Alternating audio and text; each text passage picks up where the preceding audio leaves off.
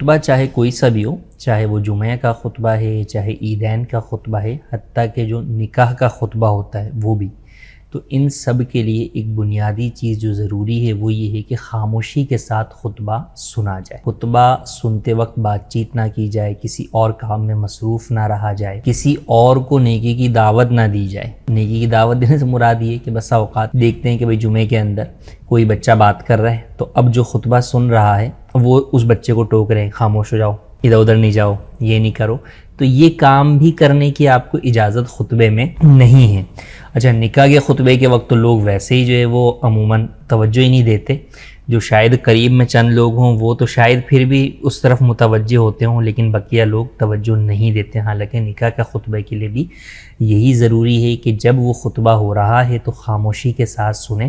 اس وقت نہ آپ ذکر و اذکار کریں سکتے ہیں، نہ آپ تسبیح پڑھ سکتے ہیں، اور نہ ہی آپ گفتگو کر سکتے ہیں، تو لہٰذا بالکل خاموشی کے ساتھ خطبہ سنا جائے۔ تو جمعہ ہو یا عیدین کا خطبہ ہو یا نکاح کا خطبہ ہو، بہرحال کوئی بھی خطبہ ہے خاموشی کے ساتھ سننا ضروری۔ بعض لوگ خطبہ جمعہ کے وقت صفوں میں گھس رہے ہوتے ہیں۔ حدیث پاک میں ہے، جس نے جمعہ کے دن لوگوں کی گردنیں پھلانگی اس نے جہنم کی طرف پل بنایا۔ اس کے ایک معنی یہ ہے کہ اس پر چڑھ چڑھ کر لوگ جہنم میں داخل ہوں گے۔ خطیب کی طرف منہ کر کے بیٹھنا سنت صحابہ ہے۔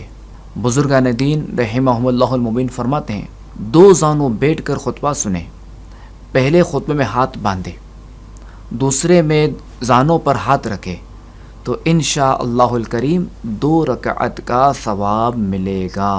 اعلیٰ حضرت امام اہل سنت رحمۃ اللہ علیہ فرماتے ہیں، خطبے میں جب حضور اقدس صلی اللہ علیہ وسلم کا نام پاک سنیں تو دل میں درود پڑھے کہ زبان سے سکوت یعنی خاموشی فرض ہے۔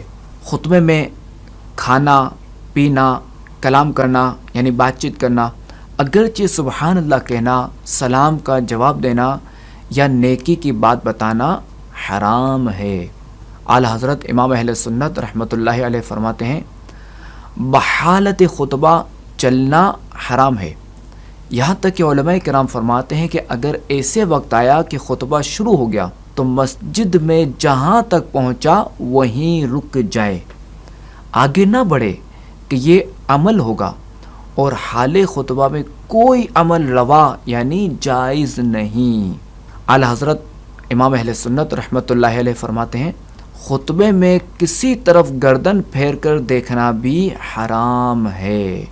اللہ کریم ہمیں جمعہ کے دن خوب سے خوب نیکیاں کرنے کی توفیق عطا فرمائے، اور مسجد کی حاضری با ادب نصیب کرے، اور خطبہ جمعہ میں ہمیں ان آداب کا خیال رکھنے کی توفیق عطا فرمائے۔